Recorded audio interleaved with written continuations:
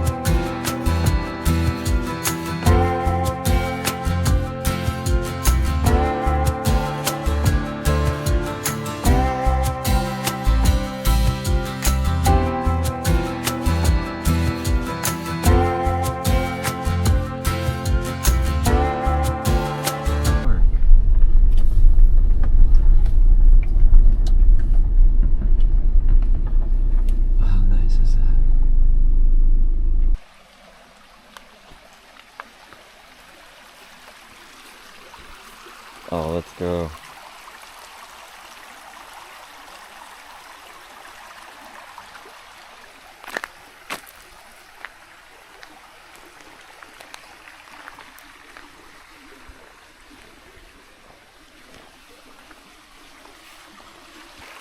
Very cool. It's gorgeous.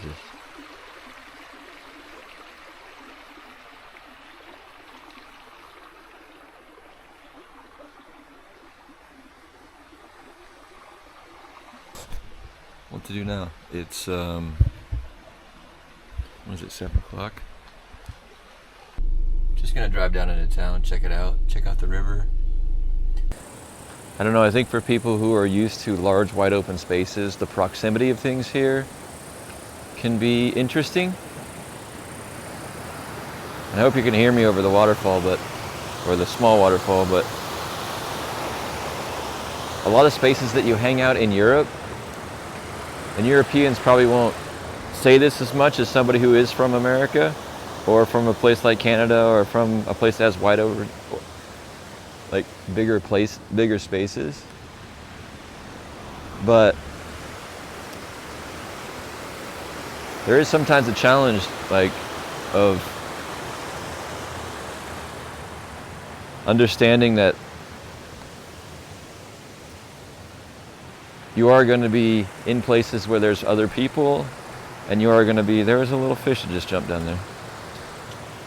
As you can see, in beautiful places where there's going to be homes and industry, it's quite common that that's kind of the status quo here.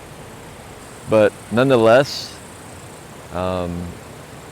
if you do a little bit of wandering, a little bit of hiking, and a little bit of roaming around, especially in rivers or on trails, you can find that there's a heck of a lot of stuff that makes you feel like you're immersed in the outdoors. And that's one thing that I like.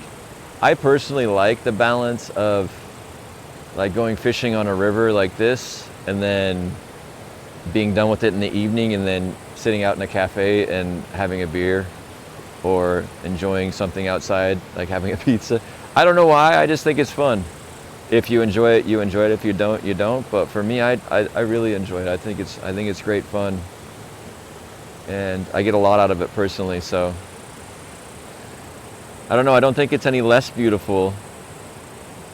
I don't think this is any less beautiful. What we're looking at here, than let's say something if we were, I don't know, in the middle of nowhere by ourselves with no concrete, no railings, and no people, and no industry. The fish don't seem to mind, which is fantastic. Beautiful little picnic table here by the side of the road. Lovely. Beautiful hiking path there too.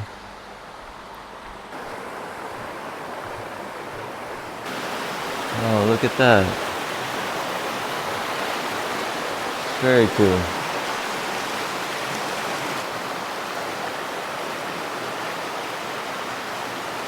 Very convenient. And no graffiti. That's madness. They might have just put this up. The wood smells new, so maybe they did just put this up. It's a very nice idea. This is the really great thing about the geology here in this part of Switzerland. So behind me you have these large like plateau settings.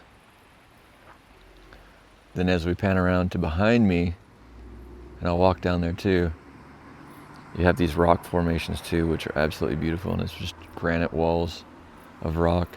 This is also classic Europe too. I mean, you can see how much room I have from my feet to the side of the road. Space is a thing over here. Space is a thing in Europe. Europeans don't feel it, but as I mentioned before, if you're not from Europe and you haven't lived here your whole life, you feel the space or lack thereof.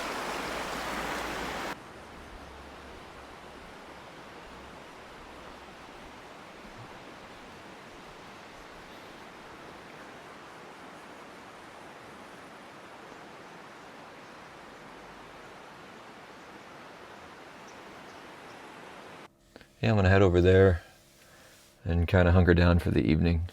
Right, it's about 10:30. Time for bed. Fun day tomorrow. I'm gonna go scouting around some more, and then I'm gonna do some fishing. See you guys in the morning. This might be a short morning. The water typically needs to be a little bit higher.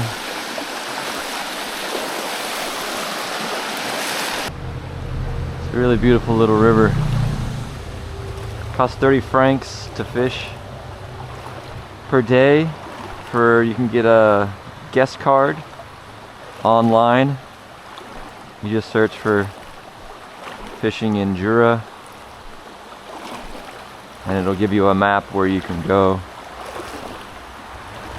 Let's see what I can do with this little missing link.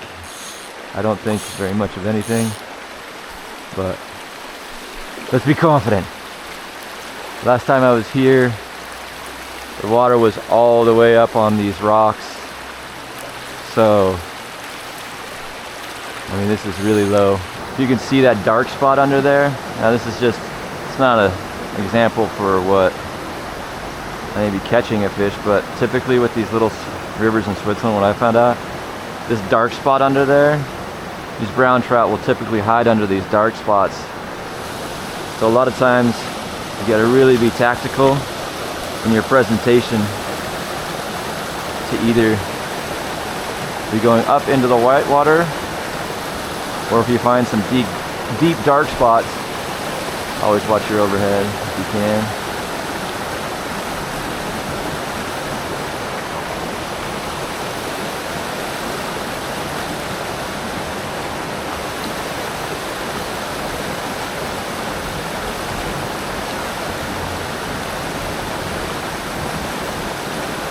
Ooh, nice fish.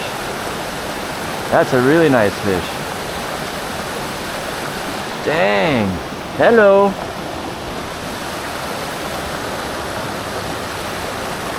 Holy. Jesus. Look at that thing. Oh my God.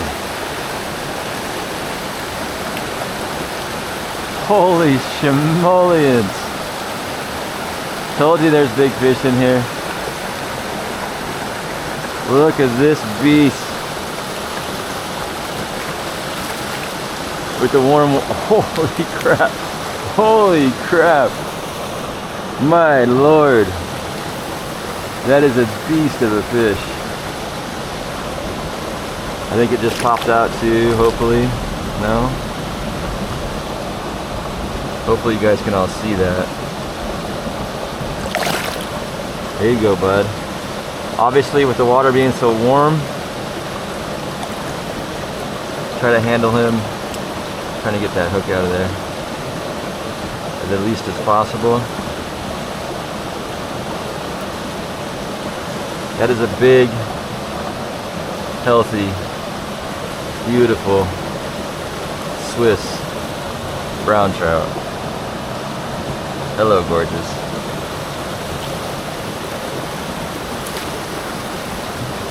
Get out of there. There you go. Beautiful. First one. All right, day's done.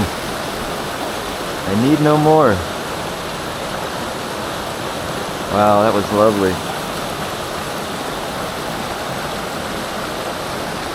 There you go, bud. They work in such small paced spaces. Like that's their life, is to work in these really small spaces. Yeah, right here. White water, that's the most oxygenated water they can get into when the water's low. Nice, slow, smooth presentation.